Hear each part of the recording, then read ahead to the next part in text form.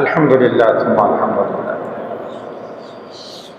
আল্লাহ তাআলার দরবারে লাখো কোটি শুকরিয়া যে রব্বে কায়নাত সাপ্তাহিক তাফসীরুল কোরআন মাহফিলে তাফসীরের ক্লাসের ছাত্র বনার জন্যে আমাদেরকে মাগরিবের নামাজ জামাতের সাথে আদায় করে আল্লাহর ঘর মসজিদে কিছু সময়ের জন্য বসার তৌফিক দান করেছেন। এই জন্যে অন্তরের অন্তঃস্থল থেকে কালিমাতুশ শুকর আদায় করে বলি আলহামদুলিল্লাহ।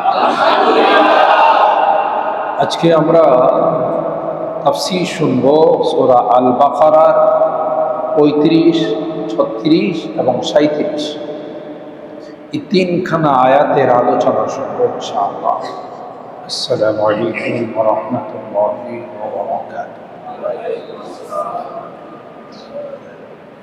আলহামদুলিল্লাহ আলহামদুলিল্লাহি ওয়া কাফা ওয়া সালামুন আলা ইবাদিহিল্লাযীনা ইসতাফা। أما بعد فقد قال الله تبارك وتعالى في كلامه المجيد وفي فرقان حميد. أعوذ بالله الشيطان الرجيم. بسم الله الرحمن الرحيم. وقلنا يا آدم اسكن أنت وزوجك الجنة وكلا منها رغدا حيث شئتما ولا تقربا هذه الشجرة فتكونا من الظالمين. فأزلهما الشيطان عنها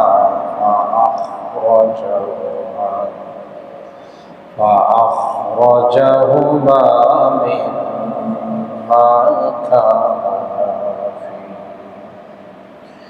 وقلنا اهبطوا بعضكم لبعض عدو ولكم في الأرض مستقر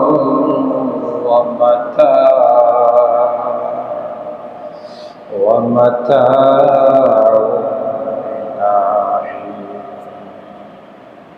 فتلقى آدم من ربه كلمات فتاب عليه إنه هو التواب الرحيم. بارك الله لنا ولكم في القرآن العظيم ونفعنا وإياكم بالآيات والذكر الحكيم. صدق الله العظيم وصدق رسوله النبي الكريم ونحن على ذلك لمن الشاهدين والشاكرين والحمد لله رب العالمين. محبت সাথে দুরূদ শরীফ পড়ি। আল্লাহুম্মা সাল্লি আলা মুহাম্মাদিন ওয়া আলা আলি মুহাম্মাদ কামা সাল্লাইতা আলা ইব্রাহিম ওয়া আলা আলি ইব্রাহিম إنك حميد مجيد اللهم بارك على محمد وعلى آل محمد كما باركت على إبراهيم وعلى آل إبراهيم إنك حميد مجيد যারা আমরা নিয়মিত ক্লাসে বসি আমাদের জানা আছে এখানে আলোচনা চলছিল ইবলিস আদম আলাইহিস সালামকে সিজদা দেওয়ার জন্য আল্লাহ রাব্বুল আলামিন সমস্ত ফেরেশতাদেরকে অর্ডার দেন ওয়াইদ কুল্লা লিল মালাইকাতি ইসজুদু লি আদম যে তোমরা সকলে মিলে আদমকে সিজদা করো ফাসাজাদাল মালাইকাতু কুল্লুহুম আজমাউন আল্লাহর হুকুম পাইতে দেরি সমস্ত ফেরেশতারা বাস্তবায়ন করতে দেরি হয় সকল ফেরেশতারা আল্লাহর হুকুমের সাথে সাথে হযরত আদমকে সিজদা করে ইল্লা ইবলিস কে করে নাই ইবলিস করে আবা ওয়াস্তাকবারা ওয়া কানা মিনাল কাফিরিন করে তো নাই করে নাই অস্বীকার করছে অহংকার করছে কারণ ইবলিস গোড়ার থেকে সে কাফের ছিল নাশুকর ছিল নাফরমান ছিল ফলশ্রুতিতে যা হলো ইবলিস তো গোটা জীবন ইবাদত বন্দেগী করছে শিক্ষা দীক্ষা নিয়ে ব্যস্ত ছিল ইবলিস সব কিছু করছে কিন্তু সেই ইবলিস আল্লাহর একটি হুকুম অমান্য করার কারণে জীবনের যা কিছু কামাই ছিল সব অল ডিলেট হয়ে গেছে মুহূর্তের মধ্যে সব মুছে গেছে কারণ ইবলিসের জীবনে যা কিছু করছে এগুলোর পিছনে আল্লাহকে রাজি আর খুশি করা তার উদ্দেশ্য ছিল ইবলিসের উদ্দেশ্য ছিল পদ পদবী বোঝা গেল নিয়ত খারাপ ছিল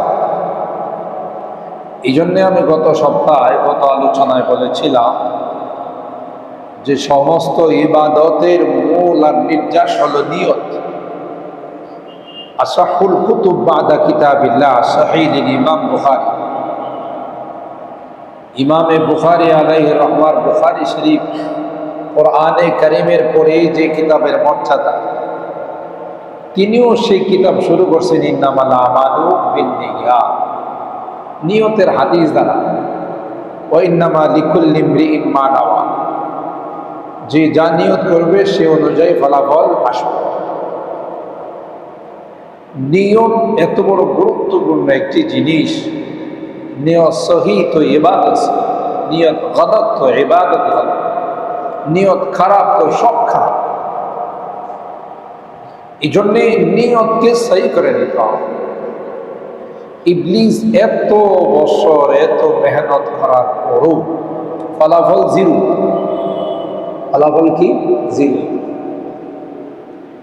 সমস্যাটা কোথায় হয়েছে গোড়াতে সেটা হলো ইবলিসের নিয়ত খারাপ ছিল ইবলিস আল্লাহর জন্য ইবাদত করে নাই ইবলিস তার জীবনের যত সাধনা যত ইবাদত সব কিছু করছে পদ পদবীর জন্য কিসের জন্যে পদ পদবীর জন্য যে পৃথিবীতে যদি কখনো কোনো খলিফা আল্লাহ পাঠান তাহলে আমাকে পাঠান আমার যে পজিশন আমার যে শিক্ষা দীক্ষা পাওয়ার যোগ্য আমি আর আমাকে বানান ওই তার আশার মধ্যে যখন ছাই পড়ে গেল তার ইচ্ছার মধ্যে যখন ছাই পড়ে গেল ধুলা পড়ে গেল তখনই সব বিগড়াই গেল স্বয়ং আল্লাহ যে হুকুম দিল তাও সে মানতে রাজি হলো না অমান্য করল আবার অস্তাকবার শুধু অমান্যই করে নয় আল্লাহর সঙ্গে তর্কে জড়াইছে নাউজুবিল্লাহ যে কারণে আল্লাহ সাথে সাথে ফয়সালা দিয়ে দিলেন ফখরুজ মিনা ফাইন্নাকা রাজিম তুমি আর এক সেকেন্ডও জান্নাতে থাকতে পারবে না যেখানে তুমি আমার সঙ্গে বেয়াদবি করছো আমার সঙ্গে নাফরমানি করছো তোমার এক সেকেন্ড থাকার কোনো পারমিশন অধিকার নাই গোটা জীবনের সমস্ত ইবাদত বন্দিগি মুহূর্তের মধ্যে শেষ হয়ে গেল। বেয়াদবি খারাপ, বেয়াদবি বড় খারাপ, বেয়াদবি বড় খারাপ, সব শেষ করে দেয়। ইবলিসও তাই করে। আল্লাহ পাক রব্বুল আলামিন ইবলিসকে ফয়সালা করে দিয়ে নাফরমানের কারণে বের করে দিলেন। জান্নাত থেকে ইবলিস বের হয়ে গেল, বিতাড়িত হয়ে গেল, মারুফ হয়ে গেল। আবাদুল আবাদ, চিরকালের জন্য গলার মধ্যে লানতের তোপ লেগে গেল। এখন জান্নাতের মধ্যে হযরত আদম আলাইহিস সালাম আর তার স্ত্রী হাওয়া আলাইহিস সালাম দুইজনকে আল্লাহ বলেন, ইবলিস তো বেয়াদবি করে, ইবলিস তো নাফরমানি করে জান্নাত থেকে চিরতরে মারুফ হয়ে গেল। এখন তোমরা দুইজন জান্নাতে থাকো। وَقُلْنَا يَا آدَمُ اسْكُنْ أَنْتَ وَزَوْجُكَ الْجَنَّةَ। হযরত আদম আর হাওয়াকে আল্লাহ বললেন, জান্নাতে বসবাস করো। উসকুন আনতা ওয়া যাওজুকাল জান্নাহ, তোমরা দুইজন জান্নাতে বসবাস করো। ওয়া কুলা মিনহা রাগাদান হাইথু শি'তুমা, আর দুইজন জান্নাতে থাকো, যা মনে চায় তাই খাও। জান্নাতের সব ফল তোমাদের জন্য জায়েজ, বৈধ। ওয়ালা তাকরাবা হাযিহিশ শাজারা, একটা বৃক্ষের দিকে ইশারা করে আল্লাহ বললেন, না দাও, এটার কাছেও যেও না। ফল খাওয়া তো দূরের কথা, তার ধারে কাছেও তোমরা যেও না। কি হবে? ফাতাকুনা মিনাজ জালিমিন, যদি তোমরা এই গাছের কাছে যাও, গাছের ফল খেয়ে ফেলো, আমার হুকুম যদি অমান্য করো, তাইলে কিন্তু তোমরা জালিম হয়ে যাবে, তোমরা দোষী হয়ে যাবে, তোমরা অত্যাচারী হয়ে যাবে। আলটিমেটাম দিয়ে দিবে, গোটা জান্নাত তোমাদের জন্য বৈধ। যে কোনো ফ্রুটস তোমরা খাইতে পারো, যে কোনো খাবার তোমরা গ্রহণ করতে পারো, যে কোনো ফ্যাসিলিটি তোমরা নিতে পারো, সুযোগ সুবিধা তোমাদের জন্য বরাদ্দ। শুধু একটা গাছের ফল খাওয়া যাবে না, খাওয়া তো দূরের কথা, এটার ধারে কাছেও যাওয়া যাবে না। যদি ধারে কাছে যাও বা একটা ফল খেয়ে ফেলো, তাইলে কিন্তু তোমরা দোষী হয়ে যাবে, তোমরা মুজরিম হয়ে যাবে, দোষী হয়ে যাবে, আল্লাহর কাছে তোমরা জালেম হয়ে যাবে। এ কথা বলে আল্লাহ তাদেরকে জান্নাতে বসবাসের অনুমতি দেন। মুফাসসিরিন ইকরাম এই আয়াতের তাফসীর করতে গিয়ে বলেন যে উসকুন আনতা ওয়া যাওজুকাল জান্নাহ, উসকুন শব্দটার মধ্যে ইঙ্গিত ছিল যে আল্লাহ পাক রব্বুল আলামিন হযরতে আদম আর হাওয়াকে চিরস্থায়ী জান্নাতে দেন নাই, যে তোমরা যতদিন ইচ্ছা ততদিন থাকো, এই কথা বলেন নাই। উসকুন, তোমরা অস্থায়ীভাবে বসবাস করো। উসকুন শব্দটাই বলে অস্থায়ী। অস্থায়ী যখন হয়, বোঝা গেল এটা লাস্টিং করবে না, আজ নয় কাল এখান থেকে যেতেই হবে। এই শব্দটার মধ্যে ইঙ্গিত বহন করে যে আল্লাহ তাদেরকে এই চিরস্থায়ী জান্নাতে বসবাসের অনুমতি দেন নাই। অস্থায়ীভাবে জান্নাতে থাকো, খাও, ঘোরাফেরা করো, স্বাধীনভাবে চলো, নো প্রবলেম। তাতে ইঙ্গিত বহন করে যে একটা সময় আল্লাহ জান্নাত থেকে আদম আর হাওয়াকেও বের, সেই বেরটা কিভাবে করবেন সেটার জন্য আল্লাহ পদ্ধতি সাজাইছেন। সব খাও, এটা খেও। আর আল্লাহ পাক এটা জানেন যে আমি না করলেও খাবো। জানেন না? জানেন না? আর কেনই বা এই পদ্ধতি আল্লাহ গ্রহণ করলেন? কারণ আপনাদেরকে এর আগে তাফসীরের সবকে আমি বলেছিলাম, আদম আর হাওয়াকে তো আল্লাহ জান্নাতে রাখার জন্য বানান। কোথায় বানানোর জন্য বানাইছেন? দুনিয়া। ইন্নী জাইলুন ফিল আরদি খলিফা, আমি দুনিয়াতে আমার একজন খলিফা পাঠাবো। যেহেতু আল্লাহ বানানোর আগে বলছেন দুনিয়াতে পাঠাবো, তাহলে কি জান্নাতে রাখবেন? এই শব্দের মধ্যে ইঙ্গিত বহন করে আল্লাহ কোথায় রাখবেন না? জান্নাতে রাখবেন। জান্নাতে রাখার জন্য আল্লাহ আদমকে বানান নাই, দুনিয়াতে পাঠানোর জন্য আল্লাহ আদমকে বানাইছে। যে দুনিয়াতে তোমরা যাবে, দুনিয়াতে তোমাদের নসল বিস্তার হবে, বংশ বিস্তার হবে, আওলাদ ফরজন হবে, দুনিয়া আবাদ করবে, সবাইকে আমি আল্লাহ একসঙ্গে জান্নাতের বাসিন্দা বানাই। সুবহানাল্লাহ, আল্লাহ জানাই দিলেন। তাহলে কি বুঝলেন? আল্লাহর পরিকল্পনাই এরকম যে আদমকে কোথায় পাঠাবে। তাহলে আদম যদি না করা বস্তু খায়া ফেলায়, তাতে কি আদমকে দোষী সাব্যস্ত করা যাবে? এটা কি আদম নিজের ইচ্ছাই খাইছেন না আল্লাহর ইচ্ছায়? বলে না, কার ইচ্ছায়? কেন আল্লাহ তো আগেই বলছেন আমি আদম বানাইতেছি জান্নাতে রাখার জন্য না, দুনিয়াতে পাঠানোর জন্য। সুতরাং কোনো না কোনো বাহানায়, কোনো না কোনো সুরতে, কোনো না কোনো অবস্থায় আল্লাহ আদমকে কই পাঠাবেন, বুঝতেছেন তো? এটা এই জন্য বললাম পরিষ্কার হওয়ার জন্য। না হয় শয়তান আপনাকে এসে ওয়াসওয়াসা দিবে, দেখছো নবী হয়ে আল্লাহর কথা মানছে না, তো তুমি আর আমি না মানলে কি? বুঝেন নাই কথাটা? নবী হয়ে আল্লাহর কথা মানে নাই, তুমি আর আমি না মানলে কি হয়েছে? বড়রাই মানে নাই, আমরা কি? আমরা তো তাদের সন্তান, আমরা তো তাদের উম্মত। এই জন্য কথাটা ক্লিয়ার করে দিলাম। আল্লাহ পাক এভাবে প্ল্যানটা সাজাইছে যে আদম কিন্তু দুনিয়াতে পাঠাবো, কোন বাহানা দিয়ে পাঠাবো? না করব তাও খাবে। ওই বাহানা দিয়ে আমি বলবো যে না করছিলাম, খাই লাগা, এখন আর থাকা যাবে না, চলো। বুঝেন নাই বিষয়টা? আর থাকা যাবে না, আল্লাহ কি জন্য না করছিলাম? আর আল্লাহ জানেন হাজারও না করলো এটা খাবে। তবে এই খাওয়াটাও না কোনো খারাপ উদ্দেশ্য নিয়েছিল। কে আল্লাহর সান্নিধ্যে থাকতে চায় না বলেন? এমন সুন্দর পরিবেশ, এমন সুন্দর মাহওয়াল, আর আল্লাহর সান্নিধ্যে থাকা থেকে কেউ কি দূরে যাইতে চায়? আর ইবলিসও দুষ্ট লোকের মিষ্টি কথা, একটা কথা আছে না, দুষ্ট লোকের মিষ্টি কথা।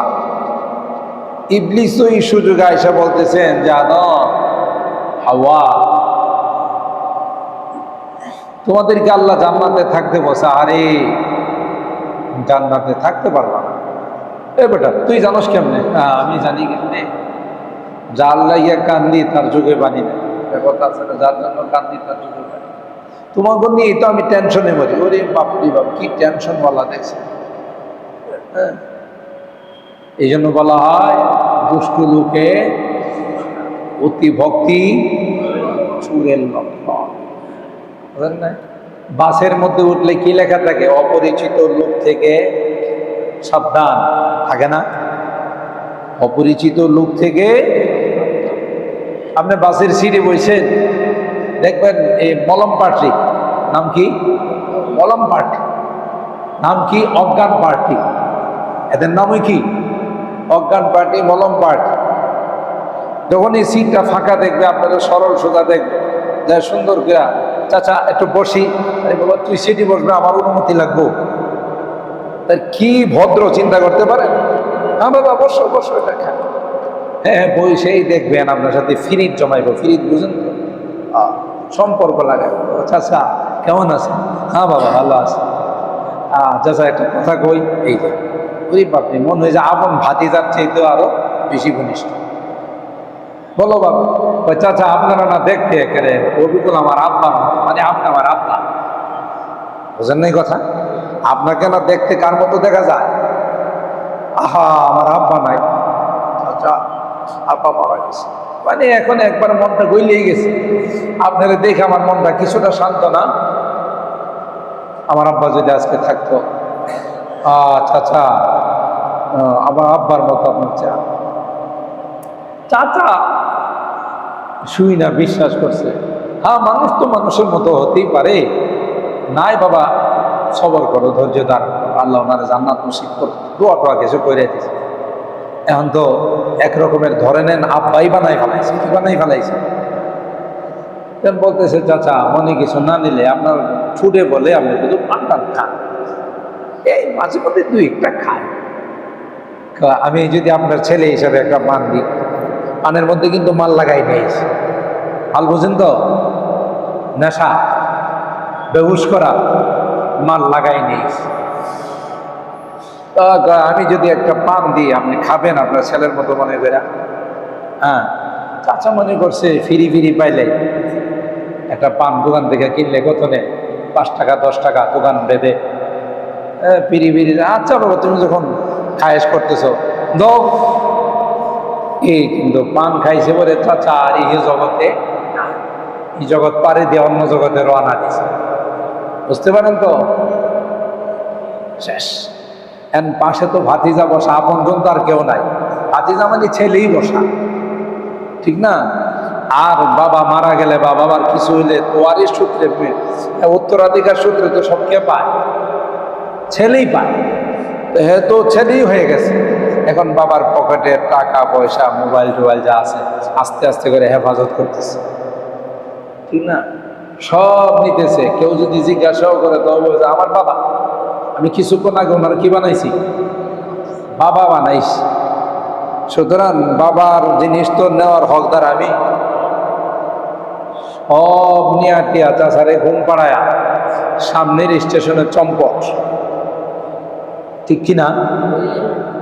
এই সমস্যাটা কেন হয়েছে? অতি ভক্তি, দুষ্ট লোকের মিষ্টি কথা। এই জন্যই বাসওয়ালারা লেখা রাখে অপরিচিত লোক থেকে সাবধান। আপনার তখনই সতর্ক হওয়া উচিত ছিল। জিকিরি বাপদাদার নাম নাই, চান মোল্লার বিয়াই, হেরে চিনি না জানি না কিচ্ছু না, এ আমার এসা একবারে বাপই বানাই ফেলাইছে নারী, তার মধ্যে কোনো কিন্তু আছে। সতর্ক হইলে আপনি একটু দূরে সরে হয়ে, এই মেয়ে ঠিক আছে ঠিক আছে, তুমি তোমার বাবার মতো, ঠিক আছে তো সাইডে বসে, এমন করেন না, আরে বাবা ঠিক আছে, এমন করে এটা আমার পানি বুঝি, ঠিক কিনা বলেন? ইবলিস এই কাজ করছে। ইবলিস তো জনমের শত্রু কার? আদম আর হাওয়া, আমার। কিন্তু ইবলিসে যায় এখানে কান্না জড়িত কণ্ঠে, আহারে তোমরা তো জান্নাতে থাকতে পারবা না। এই কে কইছে আমরা জান্নাতে থাকতে পারবো না? কে কইছে? সব খাইতে গেল একটা নিষেধ করলো, এটা তো একটাবারও চিন্তা করলো না কেন নিষেধ করছে? আল্লাহ নিষেধ করবো না, এটার মধ্যে কিন্তু আছে। কি কিন্তু রে? এই গাছটা এমন গাছ, এটার ফল যদি কেউ খায়, এরে জান্নাত থেকে বাইর করার ক্ষমতা আল্লাহরও নাই। চিন্তা করছে, বাইরের করার ক্ষমতা বলে কার নাই? আল্লাহরও নাই। আল্লাহ নিষেধ করছে তুই হ্যাঁ নেওয়াতে ধোকা দিতাস। ধোকা না, যার জন্য কান্দি তার চোখে পানি না। এই যে অতি ভক্তি চুলের মতো খান, জান্নাত থেকে বাইর করতে পারবেন। আর না খাইলে আল্লাহ জান্নাত থেকে বাইর করে ফেলাইবে। আল্লাহর উদ্দেশ্য আপনাদেরকে জান্নাতে না রাখা, খায় ফেলাম আদায় করা। দেখছেন, নেক্সট শুরুতে বদ, ভালো শুরুতে খারাপ করছি কিনা, এটা ঢুকে গেছে তাদের অন্তরে যে কথা তো ঠিক হই, সব খাইতে গেলে একটা না করলো, এটার মধ্যে কিন্তু না থাকলে কারণ ওই। এই জন্য আরবিতে বলা হয় আল ইনসান ও হারিসুন ফিমা মুনিয়া, মানুষকে যে জিনিস নিষেধ করা হয় এর প্রতি মানুষের আকর্ষণ বেশি। খায় ফেলাইছে, আল্লাহ কিন্তু না করছে। ওয়ালা তাকরাবা হাযিহিশ শাজারা ফাতাকুনা মিনাজ জালিমিন। হে আদম আর হাওয়া, সব খাও, কোনো বাধা নাই, কিন্তু খাওয়া তো দূরের কথা, ধারে কাছেও যাওয়া যাবে না। এখন আল্লাহ না করছে, ইবলিস খা করছে, কিন্তু আল্লাহর এশকে আর প্রেমে পড়া যে আল্লাহর কাছ থেকে যাব না, সারাক্ষণ আল্লাহর কাছে থাকবো, তাই খায়া ফেলাইছে।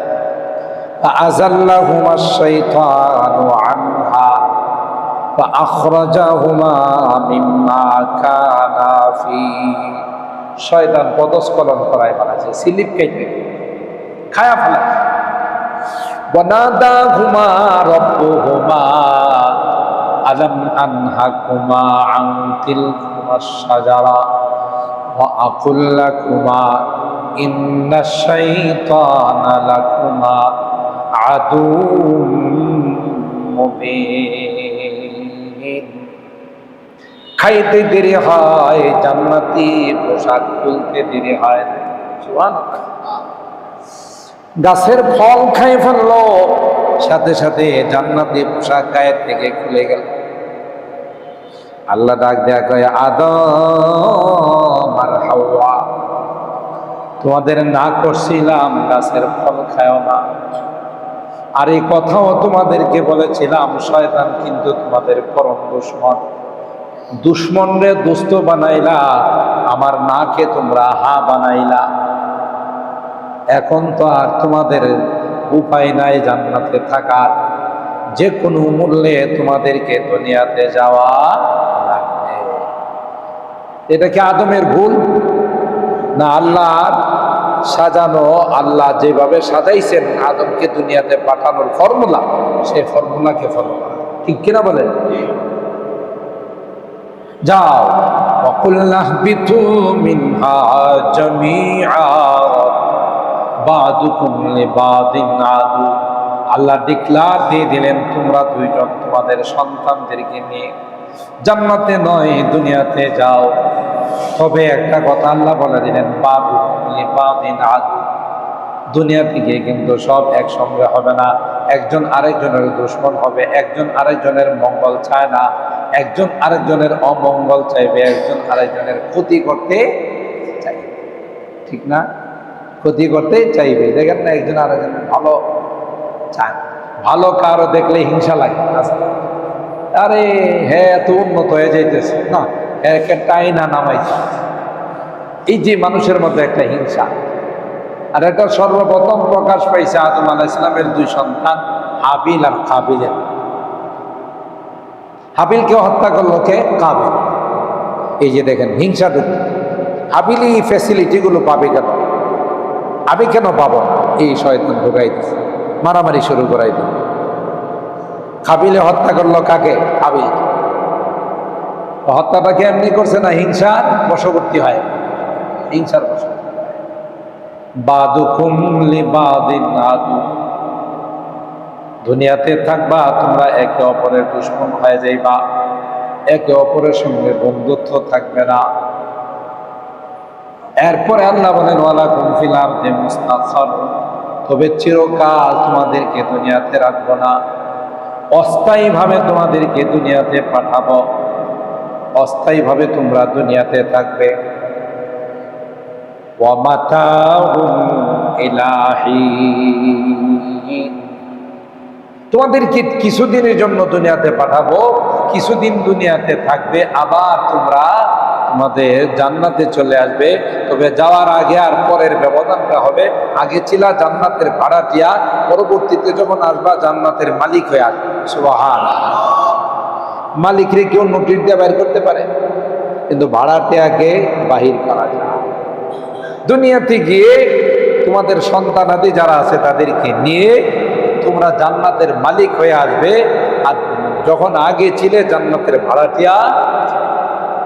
বাস আল্লাহ তাআলা এ কথা জানাই দিলেন যে টেনশনের কোনো কারণ নাই, তোমরা যাও দুনিয়াতে, তোমাদের আর জান্নাতে থাকার কোনো অবকাশ না। কথাটা হাজিরিন, এই দুই আয়াতের আলোচনায় কি বোঝা গেল? আল্লাহ পাক যা হুকুম করে সেটা মানতে হবে, নিষেধকে বর্জন করতে হবে, তাইলে তার মধ্যেই সফলতা।